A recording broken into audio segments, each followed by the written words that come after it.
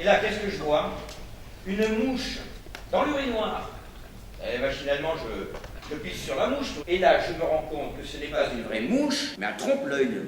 Non mais tu imagines, un trompe-l'œil de mouche dans un urinoir. Et moi, comme un mouton, je pisse droit sur cette mouche, et donc je pisse propre. Et voilà où nous en sommes. La société nous prend par la bite et nous dit c'est là que tu pisseras et pas ailleurs. Et tous les jours, des milliards de petits détails nous traversent. Et moi, je ne peux m'empêcher de me demander, suis-je encore un homme libre ou suis-je devenu un esclave? Ah, merde. Quoi? Et je me suis bouffé à l'ongle. Je t'ai écouté sans m'en rendre compte, je me suis bouffé à l'ongle. J'étais adolescent la dernière fois que je me suis bouffé à l'ongle. C'est pas la fin du monde, hein? Les mains et les chaussures. Quoi? Tu n'as jamais observé la manière dont ils te regardent les mains et les chaussures? De qui tu parles, là? Les DRH, directeurs des ressources humaines. Pendant que tu leur débites tes conneries, eux, ils ne s'intéressent qu'à deux choses, tes mains et tes chaussures. Ça raconte tout sur un homme, la façon dont il prend soin de ses mains et de ses chaussures. Et là, tout à l'heure, pour le DRH, le petit détail qui va s'imprimer dans son petit crâne, c'est que je me suis bouffé ce putain d'index droit. Conclusion du rapport, monsieur Philippe Butrieux est un élément angoissé. Maintenant que tu le dis, c'est vrai qu'elles sont toujours incroyablement brillantes, tes pompes. Je ne parle pas de mes pompes, je te parle de mon ongle. Une chaussure, ça peut toujours se frotter avant un entretien. Mais un ongle, comment je vais faire, moi, hein? T'exagères pas un peu, non? Ah, ça pue cette histoire. La boîte vendue à des Chinois, déjà, c'est pas banal. Et une semaine plus tard, un DRH qu'on ne connaît ni d'Ève ni d'Adam nous convoque et débarque. Ah, mais attends de voir le bonhomme avant de tirer des conclusions. Et les gars, le DRH Alors? Pas encore arrivé. Oh putain, c'est plaisanterie, ça. Mais t'as eu des infos, au moins. Non, personne ne sait qui c'est. Monsieur Youf désire créer dans les plus brefs délais une filiale de votre entreprise à Shanghai. Nous aurons donc besoin sur place d'un homme compétent qui puisse former les futurs cadres. C'est la raison pour laquelle je vous ai convoqué ce matin. Je suis chargée de déterminer qui, parmi vous trois, sera ce formateur que nous cherchons. Croyez bien que je mesure la difficulté de ma mission. Vos références sont excellentes. Il ne s'agira pas, d'ailleurs, rassurez-vous, de mettre vos compétences techniques en compétition. Non, ce que je dois découvrir, en revanche, c'est votre capacité d'adaptation à une culture, un environnement, un état d'esprit totalement différent des vôtres. Les Français ne sont pas très pris au sérieux dans le monde des affaires en Chine. Ils ont la réputation d'être peu doués pour les langues étrangères. Le monde semble tourner autour de leur nombril et ils font finalement très peu d'efforts pour aller vers l'autre. Aller vers l'autre. Voilà ce que je vous propose. Partir à la découverte d'un monde inconnu, accepter d'être déstabilisé, entraîné, loin de vos certitudes. Je vous donne rendez-vous lundi. Nous passerons la semaine ensemble. Et par une série de petits exercices individuels et collectifs, vous développerez, du moins je l'espère, votre capacité à accepter le changement. Depuis 3 ans dans l'entreprise, n'est-ce pas? Oui. Joli parcours. C'est ce qu'on appelle faire son chemin. Je vais être franche avec vous, Sophie. J'apprécie cette détermination qui est la vôtre. Détermination qui doit susciter certaines jalousies, j'imagine? Je ne sais pas. Alors, parlons-nous comme se parleraient deux amis, voulez-vous? Oui, un peu de jalousie sans doute. Un peu. Savez-vous ce que les mauvaises langues racontent à votre sujet concernant les 3 hommes qui viennent de sortir de ce bureau? Ce n'est pas difficile à imaginer. Comprenons-nous bien, ma chère Sophie. Je me moque des rumeurs. Et même si vous aviez couché avec les 3, ça ne me regarderait en aucune façon. Par contre, j'ai besoin de quelqu'un de confiance qui puisse m'assister dans l'évaluation de leurs compétences humaines. Et si ce quelqu'un se révélait avoir, comment dirais-je, une connaissance approfondie de ces messieurs, ce serait un plus indéniable. Ai-je frappé à la bonne porte? Petit serré pour vous, Jean-Pierre, sans sucre. T'as dégouliné de gentillesse. Mais au fond, ce qu'elle voulait nous dire, C'est je sais parfaitement qui vous êtes, les gars. Je connais vos petites mamies, et j'ai plusieurs coups d'avance sur vous. Si ça se trouve, c'était simplement pour briser la glace. Et toi, évidemment, elle t'a tapé dans l'œil. Du coup, ton esprit critique s'est réfugié en dessous de ta ceinture. Elle nous tient par les couilles, je vous dis. Elle va faire joujou avec nous pendant une semaine, nous monter les uns contre les autres, et puis madame décidera lequel des 3 pigeons aura le privilège de s'envoler pour Shanghai. Qu'est-ce que tu fous là? Je n'avais pas les clés pour entrer. Évidemment que t'avais pas les clés pour entrer, tu me les as balancées à la figure il y a 3 jours, tu te souviens pas? J'étais stressé. Tout le monde est un peu stressé en ce moment. Évidemment, c'est la photo chinoise, c'est ça. Oh, toi, t'es pas un mec violent, jamais tu ne me dis des horreurs. Tu es un mec gentil, qui assume, jamais tu ne me culpabilises. Mais il y a les Chinois, faut comprendre. Arrête de te foutre de ma gueule. Je m'excuse. Voilà. Ma parole, mais il s'est réincarné en carpette. Qu'est-ce qui se passe? Qu'est-ce qui a changé depuis 3 jours, hein? Je peux entrer? Je peux entrer? On dirait que t'as 10 ans quand tu me parles comme ça. Eh bien non, tu ne peux pas entrer, Nicolas. J'ai pas envie. Je déteste les dimanches, ça m'angoisse. Le silence aussi, ça m'angoisse. Et pas seulement le silence de ma fille. Mon père qui me reconnaît 1 fois sur 3. Et encore, je me demande s'il m'a jamais reconnu. Et qu'est-ce que vous faites dans la vie, monsieur? Ton père qui t'appelle monsieur. Voilà, c'est ça ma vie. Une fille qui se tait et un père qui m'appelle monsieur. Mais je suis ingénieur, papa, tu ne te souviens pas? J'ai un bon boulot, un bon salaire, et 200 mètres carrés rien que pour moi. Youpi, un Prozac et au lit. Quand j'avais fini mes devoirs, mon père m'obligeait à cirer mes pompes pendant au moins 1 heure, il ne me laissait jamais tranquille. C'est pour ton bien, tu verras un jour, on t'appellera monsieur. Oui, mais aujourd'hui, c'est toi qui m'appelles monsieur, papa. Et quand je rentre de l'hôpital, je suis sec. Je ne parviens pas à chialer. J'ai 40 ans et je suis sec.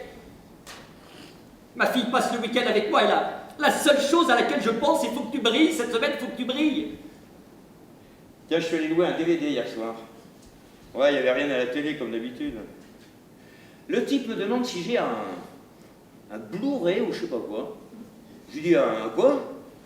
Et là, il me regarde comme si j'avais Chine pendue. Et il me fait, ben, Blu-ray, quoi, c'est le dernier système, meilleur son, meilleure image. Oh, ben, attends, mon ange, tu verrais notre télé, une image meilleure que celle-là, c'est pas possible. Eh ben, si, c'est possible. Blu-ray. Mais dans quelques temps, tu verras. Hein. Blu-ray, ce sera complètement ringard. Has-been. Comme moi, quoi. Tu te rends compte? On m'a traité de vieux aujourd'hui. Quel monde. Pourtant, je suis toujours là, 30 ans de bons et loyaux services. L'entreprise, c'est comme si c'était ma fille. Quand elle pleure, je sais où elle a mal. Pas besoin de parler. C'est pour ça qu'ils vont me choisir, mon ange. Mais je voudrais que tu vois ça. Je vais foutre de ces bordels à Shanghai, montrer mon cul au monde, apprendre à dire merde en mandarin, et puis bye bye la compagnie.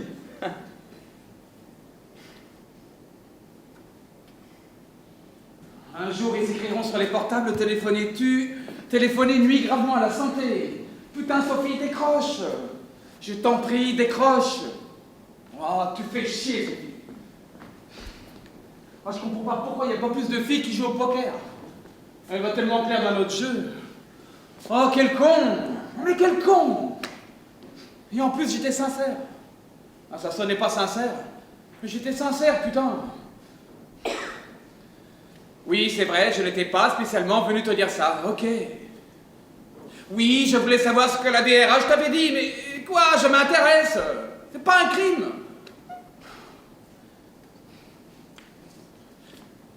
Je veux qu'on le garde, ce gosse, Sophie. Et puis, si je dois renoncer à la Shanghai, eh bien, je n'irai pas à Shanghai.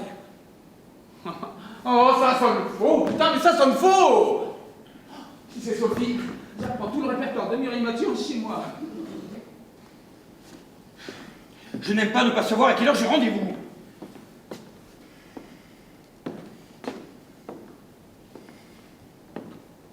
Et sinon, Sophie, tu fais quoi, toi, cette semaine? J'écoute toutes vos conneries et je les note. Non, mais sans rire. Bah, sans rire, Jean-Pierre. Non, tu sais que tu es redoutable, toi. Encore un peu et je marchais, hein. Tiens, regarde.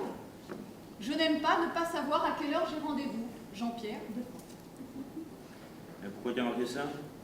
Parce que c'est une connerie. Attends. C'est elle qui t'a demandé de faire ça? Parce que dans ce cas-là, elle pouvait tout aussi bien installer des micros et des caméras. Ah, j'ai compris. J'ai compris, encore un truc pour nous déstabiliser. Il faudrait peut-être que Mademoiselle de Grotte se souvienne qu'on est en France et qu'il suis un travailleur à Détroit. Quand je pense que tu te prêtes à ce petit jeu... Mais tout le monde se prête à ce petit jeu, Jean-Pierre, sinon tu ne serais pas là. Ah. Bonjour messieurs. Bonjour, Lisa. Bonjour Sophie. Bonjour. Ni hao Jean-Pierre. Pardon? Ni hao. Ni hao? Hao. Hao! Ni hao Philippe. Ni hao. Hao Ji Ye Xie Xie. Ni hao Nicolas. Nicolas. Ni hao. Hao Yi Ye, Jie Jie. Conquis, Nicolas. Bon, rassurez-vous, je ne vous demanderai pas de parler parfaitement le chinois d'ici vendredi. Les cadres locaux qui seront engagés dans l'entreprise maîtriseront bien entendu parfaitement l'anglais. Mais vous marquerez incontestablement des points si, à la différence de la plupart des Occidentaux, vous vous risquez à la musicalité du mandarin. Même pour dire simplement bonjour, comment ça va? Ni hao. Ni hao, Jean-Pierre. Ni hao, Lisa? Ah, c'est mieux. Mais n'hésitez pas à souffler votre hache et à parler plus du nez. Ni hao? Là, c'est peut-être un peu trop. Mais nous y arriverons, j'en suis certaine. Imaginez votre première soirée à Shanghai. Vos collègues chinois, en guise de bienvenue, vous invitent dans un karaoké. Ah, impossible de décliner l'invitation. Le karaoké, là-bas, c'est une véritable institution. Ils vous réclament une chanson de votre pays. Ah, vous ne pouvez pas les décevoir. Donc, vous avez le choix entre Ça plane pour moi, Tata Yo-Yo. Ah, ils adorent Tata Yo-Yo. Et puis, je me voyais déjà de Charles Aznavour. Jean-Pierre, Oui. vous choisissez quoi? Comment ça, choisis quoi? Vous n'allez quand même pas nous juger sur notre façon de chanter, non? Pour un tata yo-yo. Tu seras irrésistible en tata yo-yo. Une casserole est plus mélomane que moi. Plus moins bien vous chanterez, Jean-Pierre, plus ils apprécieront votre courage. Alors, votre choix. Je sais pas, moi. Ça plane pour moi.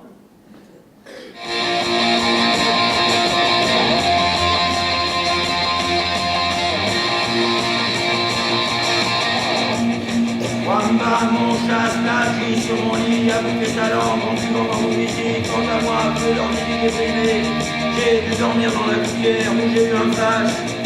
Oh oh oh, en quatre couleurs. Allez hop, un matin, une louloute est venue chez moi, coupée de cello, pas de cheveux chinois, un sparadrap de bois, a bu ma dire dans un grand verre en caoutchouc. Oh oh oh, comme un Indien dans son igloo, ça plane pour moi, ça plane pour moi. Vous avez conscience de votre supériorité, Philippe? Oui, Bien. Et pourtant, dites-moi si je me trompe, mais j'ai l'impression que vous vous effacez un peu devant vos deux collègues. Un peu comme si vous vous excusiez d'être là. Vous les trouvez plus brillants que vous? non, Vous trouvez qu'ils sont plus efficaces que vous si je les envoie à Shanghai? non, Vous voulez vraiment ce poste, Philippe? oui, Vous le voulez vraiment? Mais oui. C'est votre objectif? oui, c'est mon objectif. Ce serait donc une erreur si j'envoyais Jean-Pierre à votre place à Shanghai. Oui, Pourquoi? parce que je suis le meilleur. Lao Tzu a dit: qui se dresse sur la pointe des pieds ne tiendra pas longtemps debout. Qui s'exhibe ne rayonnera pas. Qui s'affirme ne s'imposera pas. Et qui s'exalte ne deviendra pas un chef. Vous en pensez quoi, Philippe? Je pense que Lao Tzu serait très dépité s'il visitait le monde aujourd'hui. Et pourquoi?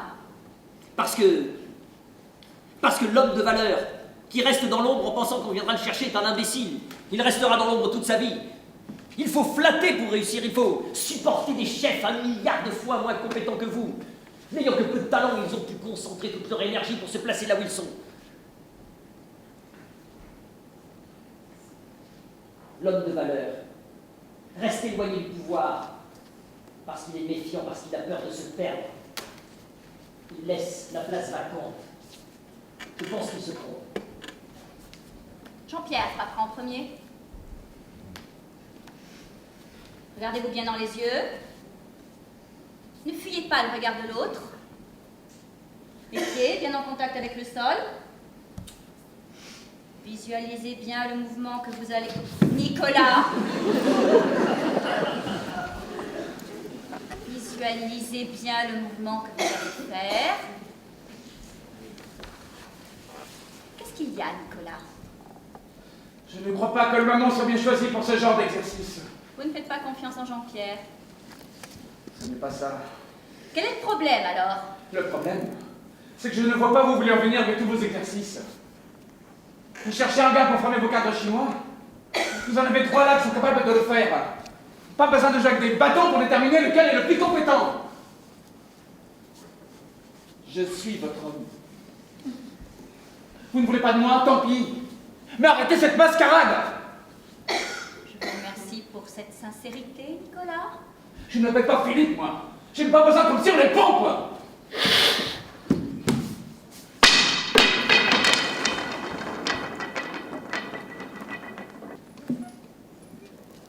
Je t'ai déjà dit que mon père adorait jouer au poker. Tous les vendredis, ses amis venaient à la maison. J'avais le droit d'assister aux premières parties. Assise dans mon coin, sans bouger, sans parler, je regardais mon père mentir. Qu'il bluffait d'une manière extraordinaire. J'étais à la fois fascinée et fou. Est-ce qu'il mentait comme ça dans la vraie vie à maman? Quand il me disait « Je t'aime, ma puce », était-il vraiment sincère? J'ai opté pour le oui aux 2 questions, mais je me trompais. Un jour, il est parti. Il n'est jamais revenu. J'ai appris quelques temps plus tard qu'il était mort. Je suis allée à la morgue, puis je ne l'ai pas reconnu. La maladie l'avait rendu vieux d'un seul coup. Ce petit homme tout sec dans un costume trop grand ne pouvait pas être mon père, il bluffait à nouveau. J'essayais d'entrevoir sur son visage quel avait été son dernier sentiment. La peur, la douleur, l'apaisement. Mais rien à faire. Même la mort ne l'avait pas rendu sincère. Tu vois, Jean-Pierre, la générosité, je ne sais pas trop ce que ça veut dire. Mais oui, ma chérie, mais... Maman va bientôt revenir, mon amour. Eh ben, demande à papy, il la raconte très bien aussi cette histoire. Oh, non, mais c'est qu'il a un petit peu bu, ma chérie, c'est tout. Oui, allez, je dois te quitter, mon amour. Mais oui, je t'aime. Mais oui, moi aussi, je t'embrasse. Oui, je t'aime. Au revoir, ma puce. Je t'aime, oui. Au revoir, ma puce. Je t'embrasse. Je ne pensais jamais les entendre. Ces mots dans votre bouche, je t'aime. Ça sonne un peu bizarre. Ça vous rend presque normal d'un coup. Vous écoutez aux portes? Chacun son tour.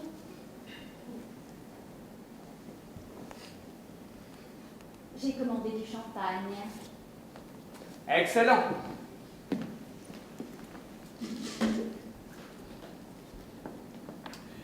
Vous pourriez les dire encore? Quoi donc?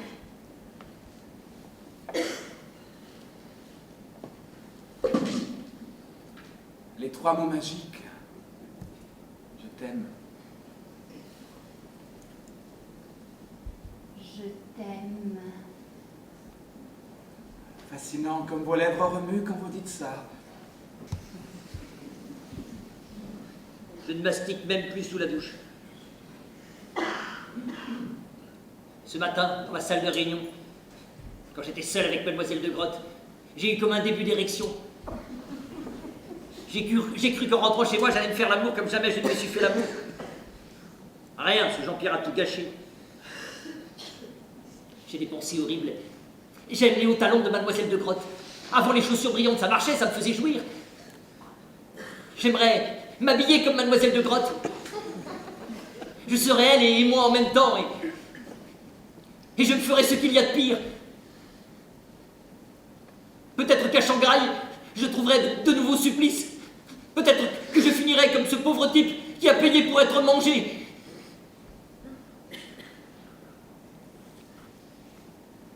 J'aimerais cracher sur mon père en ce moment.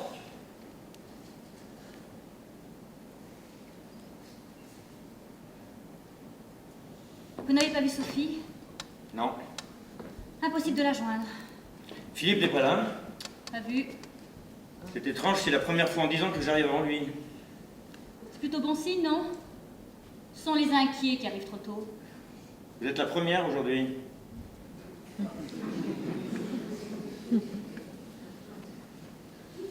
C'est étrange tout ce calme. Presque effrayant. Chaque fois que je reviens en Europe, c'est la première chose qui me frappe. Le silence. Le silence n'existe pas à Shanghai.